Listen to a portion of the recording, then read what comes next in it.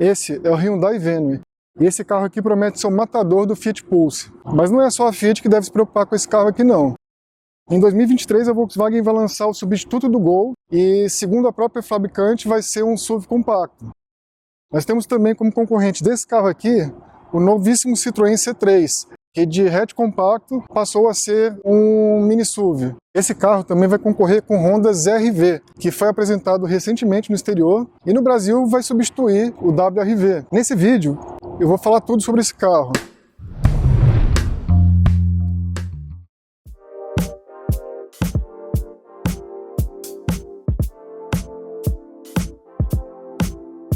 O Hyundai Venue segue a nova filosofia de design da Hyundai, só que com resultado muito menos polêmico do que a gente teve no novo Creta e no novo HB20. Mas é bem menos polêmico mesmo, ficou uma frente até simpática. Nós temos elementos divididos, nesse caso aqui, em 2 andares, porque essa unidade não tem farol de neblina, mas temos a parte de cima, que é a iluminação diurna, o farol principal está aqui no meio, né, e novamente, caso esse carro tivesse farol de neblina, estaria aqui embaixo. Na versão topo de linha, o DRL é integrado aos faróis principais. A grade segue também o novo estilo da Hyundai, que nós já encontramos no Creta e no HB20. Já aqui na lateral, essa unidade básica, essa versão chamada SE, conta com rodas de liga leve aro 15. Eu gostei bastante dessas linhas laterais, não ficou um conjunto exagerado e deu uma personalidade interessante aqui para o carro. Passa realmente uma sensação de robustez. Já que na lateral do Venue nós temos alguns detalhes interessantes. O principal deles, que eu gostaria de mostrar para vocês, é como essa linha do teto, que desce pela coluna A, traz semelhanças com a linha do teto e a coluna A do nosso Hyundai Creta. Vocês podem perceber que o formato da porta e o encontro da porta com a coluna A é praticamente idêntica ao formato da porta do nosso Creta.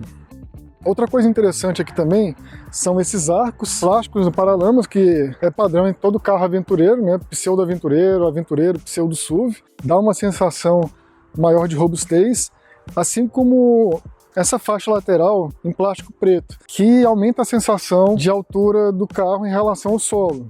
Eu gostei bastante dessas linhas laterais, elas não ficaram exageradas, mesmo assim elas dão uma sensação muito interessante de robustez ao carro. Esse carro é muito pequeno, ele tem 4,03 metros de comprimento, só apenas um pouco maior do que um Gol, por exemplo, mas as linhas caíram bem, não ficaram exageradas, não ficaram fora de sentido em relação ao desenho do carro. É um ponto que eu achei bem interessante. Essas linhas laterais acabaram dando uma robustez necessária para a imagem que a Hyundai quer vender desse carro. Esse Venue americano, ele tem o repetidor de seta aqui no paralama. No Brasil, provavelmente para conter custo, ele deve ser deslocado aqui para o retrovisor. Aqui na traseira do Venue, nós temos um desenho mais simples. Os faróis lembram um pouco de alguns carros hatches nacionais que nós temos aí no Brasil. O desenho interno ele é bem interessante, dividido em 3 seções. Apesar das lâmpadas não serem de LED, é um desenho interessante. Mas a versão mais cara do Venue conta com lanternas traseiras em LED, com um efeito muito bonito na parte superior e inferior da lanterna. Aqui, a gente tem uma curiosidade. Apesar de a gente bater o olho e imaginar que a luz de ré está aqui, não, aqui é a luz da seta. Esse carro, como ele é importado, ele traz a seta em coramba, aquela cor amarelada, o que é uma coisa extremamente rara aqui nos Estados Unidos. Aqui nos Estados Unidos, praticamente todos os carros contam com a luz de seta vermelha. E a luz de ré, de verdade, ela está aqui embaixo, bem nessa parte inferior do para-choque. E por falar no para-choque, ele tem um desenho também interessante. Como todo bom aventureiro que se preze, ele tem uma parte plástica fosca grande, também para passar aquela tal da sensação da robustez que as fabricantes tanto procuram para os seus carros compactos, para os seus pseudo-aventureiros. E ela mescla de uma forma bem sutil linhas retas, que ajudam a aumentar a sensação de robustez que é passada pela lateral e pela frente do carro. Vamos dar uma olhada no porta-malas? Apesar do tamanho bastante compacto do carro, o porta-malas do Venue surpreende pelos 350 litros de capacidade. São 50 litros a mais do que um Volkswagen Polo, 30 litros a mais do que um Jeep Renegade, 30 litros a mais do que o porta-malas de um Sandero, mais 20 litros a menos do que o porta-malas do Fiat Pulse, o seu concorrente direto. Ainda assim, esse porta-malas acomodou bem nossa bagagem e ainda caberiam 2 mochilas ali. Agora eu vou analisar o interior do carro e vou começar pela parte mais crítica, né, a parte traseira. O Venue conta com entre-eixos exatamente igual ao do nosso HB20, 2,53 m. Mas por incrível que pareça, ainda sobra espaço aqui para mim. Eu tenho 1,83 m, o banco da frente está regulado para mim, né, para minha posição de dirigir confortável. E ainda assim, de forma surpreendente, ainda tem espaço sobrando aqui para as pernas. Não é muita coisa, mas não está nem próximo de encostar. Porém, apesar desse espaço que eu tenho para as pernas, o assento do banco ele é muito curto. Você pode ver que boa parte das minhas pernas fica para fora e meus joelhos ficam um pouco mais elevados em relação ao meu quadril. O espaço para os pés é razoável, não é muito ruim. Também sobra um espaço muito bom aqui para minha cabeça em relação ao teto. Minha cabeça está um pouco longe de encostar, são 2 dedos aqui no ponto mais baixo do teto. Então eu ando aqui atrás até com um certo conforto, um conforto que eu falo para vocês que é inesperado. Eu não imaginei que esse carro aqui, com apenas 4,03 metros de comprimento e 2,53 de entre-eixos, pudesse me dar esse espaço que eu tenho aqui na traseira. Uma coisa interessante desse carro aqui também é que ele conta com 3 alças de teto, né? Coisa que, né, dona Volkswagen? Nem o T-Cross de quase 160 mil reais tem isso aqui. Esse carro aqui, que é de entrada, conta, né? Então, fica a dica aí, tá, Volkswagen? E esse carro também tem uma largura surpreendente para o tamanho dele. São 1,77 m de largura. É bem maior do que vários carros que nós temos aí no Brasil, que são considerados SUVs maiores, né, aventureiros maiores. Então, essa medida lateral de 1,77 m, sem contar os retrovisores, me surpreendeu bastante. Mas apesar disso, esse carro não consegue levar 3 adultos com conforto. Depois de visitada a parte traseira, vamos dar uma olhada aqui na parte da frente. Assim como na traseira, as portas da frente são totalmente em plástico rígido. A parte superior da porta é em plástico rígido, de plástico bem duro. Essa parte aqui inferior também em plástico rígido, nenhum tipo de tecido. E até o apoio do cotovelo também em plástico rígido. Os comandos são exatamente os mesmos que nós encontramos no HB20. Já a maçaneta de abertura da porta ela é um pouco diferente. E vamos aqui para dentro. Aqui dentro é fácil achar uma posição razoável para dirigir. Como eu falei ali atrás, eu tenho 1,83 m, o banco da frente já está regulado para mim. Eu encontro uma posição confortável, tanto em relação ao banco quanto à altura, né? Como vocês sabem, eu prefiro uma altura um pouco mais alta para dirigir, por causa de um problema que eu tenho nas costas. Ele ainda me deu uma boa altura e ainda assim minha cabeça não raspa no teto. Então é um ponto positivo para a ergonomia do carro. O volante é quase igual ao que nós encontramos no HB20 brasileiro, com apenas uma pequena diferença nas teclas de comando no braço direito. As hastes de comando de acendimento dos faróis e também a haste de comando dos limpadores de para-brisa são idênticas às que encontramos nos nossos carros aí no Brasil. O volante conta com regulagem de altura e de profundidade também, que é bastante interessante a gente ver num carro que tem a proposta desse daqui. O acabamento interno, como não poderia deixar de ser para essa categoria, é todo em plástico rígido, o painel também em plástico rígido, assim como nas portas, mas pelo menos o painel usa texturas interessantes, né? Mesclas de texturas. Nós temos uma textura mais lisa aqui perto do painel central, na parte superior aqui do painel, e outro tipo de textura nessa parte inferior. Aproveitando que a gente já está aqui nessa parte, ele tem um porta-nichos bem interessante, que cabe tranquilamente um celular de médio porte. Esse celular aqui tem uma tela de 6,5 polegadas, cabe aqui sem problemas. Além desse espaço, desse nicho aqui, nós temos um nicho bem caprichado aqui, que cabe um celular grande. Tem um espaço bom para você guardar seu celular. Temos uma tomada de 12 volts, uma porta USB iluminada. Nas versões topo de linha, o Venue conta com 2 portas USB, uma para conexão com a central multimídia e outra apenas para recarga, além da tomada de 12 volts. Ele tem um porta-luvas também com um tamanho bom, mas esse porta-luvas não é iluminado, que é uma bola fora. Eu acho que todos os porta-luvas deveriam contar com uma iluminação. Vai custar quanto para a montadora? 50 centavos? R$1, R$2, R$5? É um item que eu acho que deveria ser de série, porque um porta-malas sem iluminação atrapalha muito. Mas essa não é a principal ausência de iluminação aqui no carro. Esse é o primeiro carro que eu vejo em várias décadas que não conta com o Paflon aqui de iluminação aqui na frente para os passageiros, não conta com a iluminação interna aqui na frente. É engraçado, porque ele tem uma central multimídia, ele tem todos os itens de conforto de carro modernos, mas aqui a gente só tem espaço da iluminação interna. Chega a ser bizarro.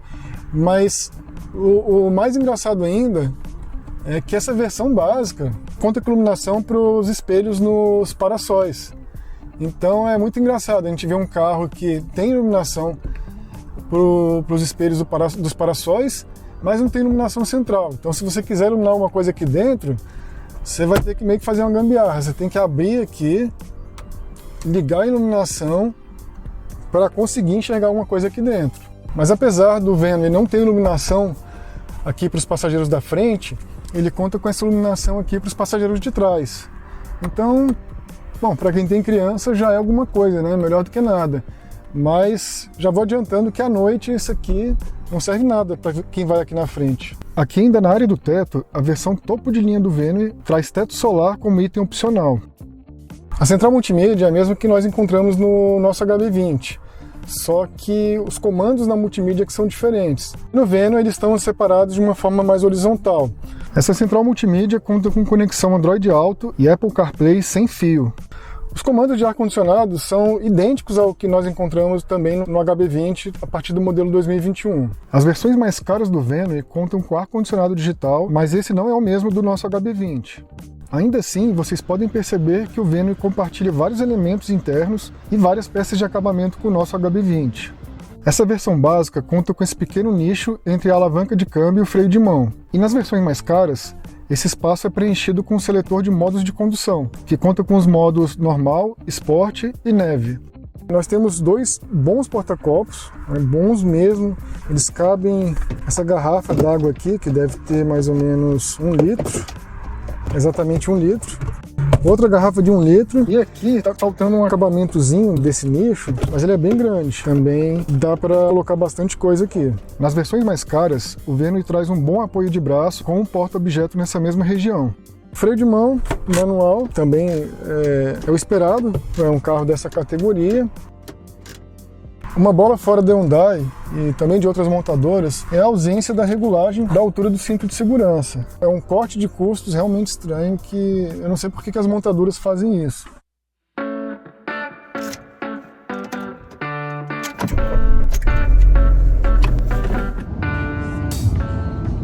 Quando eu fui alugar o carro, eu escolhi a opção de sedã compacto, que aqui são compactos, mas no Brasil são considerados sedãs médios, como o Corolla, o Cruze, o Honda Civic e também o Nissan Sentra.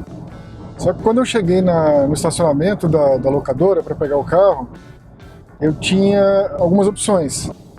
Tinha o Corolla do modelo anterior, o Sentra do modelo anterior, não novo, que ainda não foi lançado no Brasil.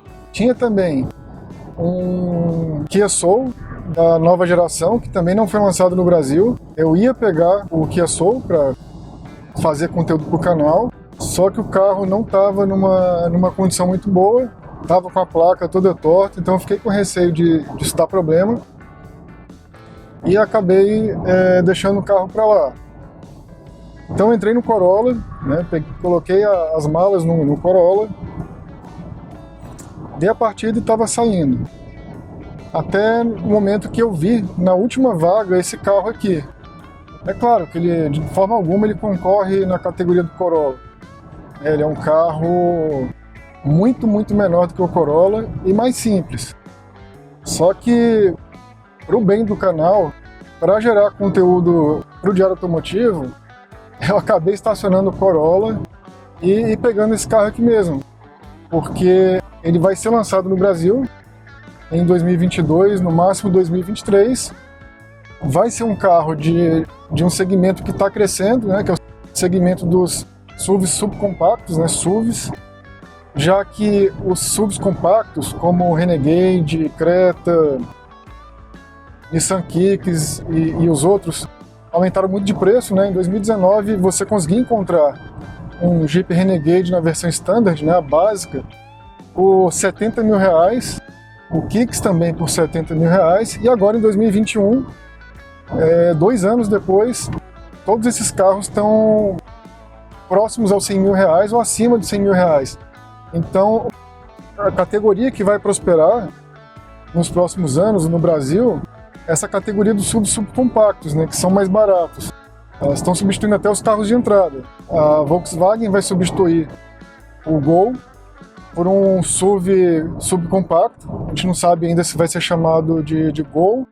O que a gente sabe é que ele vai utilizar a plataforma A00, que é a plataforma simplificada da A0. Eu falei mais sobre esse SUV do Gol no vídeo que eu vou deixar na descrição e no card aqui em cima. Pois é, então pelo bem do canal, eu acabei escolhendo o carro mais tosco, mais simples, né, e com menos conforto que tinha à disposição na locadora, né? Você vem para os Estados Unidos, o mínimo que você consegue alugar é um Corolla. E geralmente você tem upgrade de categoria, né? É comum aqui você chegar para alugar um Corolla e o Corolla tem falta de te darem um Fusion, por exemplo, que é uma categoria de sedã médio para eles. Mas enfim, peguei o Hyundai Venue e percebi que ele não deve nada em relação ao acabamento para os carros de entrada no Brasil. Esse carro ele tem um isolamento acústico dos mais simples, né, que eu já vi. Ele não isola quase nada do ruído externo. Você consegue ouvir tudo que se passa lá de fora, parece que a janela está aberta. Todo o ruído do asfalto, a gente consegue ouvir. Qualquer tipo de desnível, de mudança de tipo de asfalto, ventos laterais, esse carro não veda nada. Mas é uma coisa esperada para a categoria, né? Esse carro começa custando $18 mil aqui nos Estados Unidos. Essa versão é a mais simples, a SE. Depois dessa versão existe a SEL e acima dela, agora eu não lembro exatamente o nome dessa versão, mas eu vou deixar aqui no vídeo a descrição sobre ela. Apesar desse carro ser considerado muito simples para os padrões americanos, até para os nossos padrões, né, os padrões dos carros brasileiros, ele conta com itens de segurança que a gente não vê nem em carros mais luxuosos lá no Brasil. E esses itens são de série aqui, como assistente de manutenção do carro na faixa, 6 airbags e assistente de frenagem de emergência. São itens assim que, além de trazerem segurança para o motorista, são bastante cômodos quando você está fazendo uma pequena viagem, como essa que eu estou fazendo agora. Você pode ligar o Cruise Control, né, o piloto automático. Eu esqueci de falar, ele também tem piloto automático, não é adaptativo nessa versão, mas ele conta com piloto automático. Então eu coloquei a velocidade da via aqui, que são 65 milhas por hora, 103 km mais ou menos. Eu não preciso nem me preocupar em manter o carro na faixa. Ele tem uma câmerazinha aqui, atrás do espelho, que faz a leitura da faixa e mantém o carro. É claro, se você ficar dirigindo com a mão solta do volante, além de você ser multado aqui nos Estados Unidos, o carro vai chegar uma hora que vai perceber que você não está segurando o volante e vai alertar. Ele vai emitir um sinal sonoro alertando para você colocar as mãos ao volante. Ó, vocês ouviram? Não sei se deu para ouvir aí no vídeo, mas ele emitiu esse alerta, emitiu novamente. Então a gente coloca a mão no volante e o carro desliga o alerta, mas você precisa praticamente ficar só com a mão aqui no volante, você não precisa fazer qualquer tipo de esforço. Ele vai mantendo o carro na faixa, faz pequenas curvas. Ó, aqui a gente tem uma curva um pouco mais fechadinha, vocês podem ver que o carro está fazendo a curva sozinho. Então é muito interessante a gente ver um carro básico, que não tem nem iluminação aqui no teto. Faz décadas que eu não vejo um carro que não tem um paflãozinho aqui no teto, mas tem a câmera aqui que faz assistência de manutenção em faixa. Bem legal. Eu com certeza abriria mão da iluminaçãozinha aqui por um item de segurança desse. A Hyundai poderia colocar como item de série pelo menos opcional, né, quando eu levar o carro para o Brasil. Mas agora eu vou falar de desempenho. Esse carro é equipado com o mesmo motor 1.6 que equipa os carros da Hyundai aí no Brasil. Equipa o HB20, HB20S, o Creta, né, pelo menos o Creta na versão de entrada, já que as versões intermediárias agora contam com o motor 1.0 turbo da família Kappa. Esse aqui é o Kappa 2 1.6, que além de equipar os Hyundai do Brasil, equipa também os carros da Kia. Então, para esse carro pequeno, esse motor está bem justo, anda bem, acompanha muito bem o trânsito. O peso dele varia de 1.050 kg na Índia até 1.200 kg, que é a versão mais completa dele aqui nos Estados Unidos, né? É uma diferença de peso considerável. Então, aqui eu estou chutando. Talvez esses 200 kg de diferença sejam devidos ao fato de algum reforço na segurança, né, da versão vendida na Índia para a versão vendida aqui nos Estados Unidos. A mesma coisa do nosso Kwid, né? Nosso Kwid, acho que é mais ou menos isso, 200 kg mais pesado do que o Kwid indiano. Então, provavelmente esse peso se deve a reforços estruturais e também a alguns itens, né, de conforto, de conveniência, de segurança que, querendo ou não, agregam peso ao carro. O câmbio é um CVT, que aqui nessa versão norte-americana ele simula 8 marchas. O câmbio ele privilegia o conforto, ele faz essa simulação de 8 marchas, né, porque muita gente não gosta do comportamento do CVT, a gente pisa, ele mantém uma rotação específica e vai subindo a velocidade. Esse daqui ele simula bem as 8 marchas. Mas sobre o consumo, eu achei ele bastante econômico. Até o momento eu andei 39 km e a média dele está 15,7 km por litro. A gente pegou um pouco de engarrafamento aqui em Orlando e com trânsito pesado ele ainda conseguia fazer quase 12, acho que é 11,8 se eu não me engano. E a média geral dele está em 16,6 km por litro. Mas antes de encerrar essa avaliação, eu gostaria de falar também sobre o Venue indiano. Na Índia, o Venue tem uma proposta mais premium do que nos Estados Unidos. Então lá, o carro conta com alguns diferenciais que o tornam mais luxuoso do que a versão norte-americana. Diferenciais como um motor 1.0 turbo, semelhante ao que o Hyundai usa no Brasil, um motor 1.5 diesel, ele tem a opção de câmbio manual tradicional e um câmbio manual sem pedal da embreagem, igual o Palio Citymatic, Mercedes Classe A de primeira geração e Corsa Auto Clutch.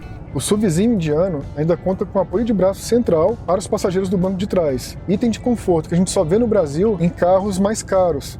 Além dos Estados Unidos e da Índia, o Hyundai Venue também é vendido na Austrália e até em Taiwan. O que está faltando para a Hyundai trazer ele logo para o Brasil e disponibilizar o carro também para a América Latina? Bom pessoal, agora eu gostaria de saber a opinião de vocês. Vocês gostaram do Venue? Vocês acham que ele vai fazer sucesso aqui no Brasil? E vocês acham que talvez ele chegue com alguns dos itens que eu mostrei no vídeo? Itens como assistente de manutenção em faixa, ar-condicionado digital, partida remota pelo smartphone e teto solar? Deixe suas opiniões nos comentários aqui abaixo. E para os próximos vídeos, eu vou trazer o Civic de 11ª geração. Eu fiz um vídeo sobre esse carro e de forma exclusiva aqui no Brasil, vou trazer também um vídeo sobre a primeira geração do Civic. Então, caso você não seja inscrito, se inscreva no canal e ativem todas as notificações quando esses vídeos estiverem disponíveis. Por hoje é isso, um forte abraço e até o próximo vídeo. Tchau!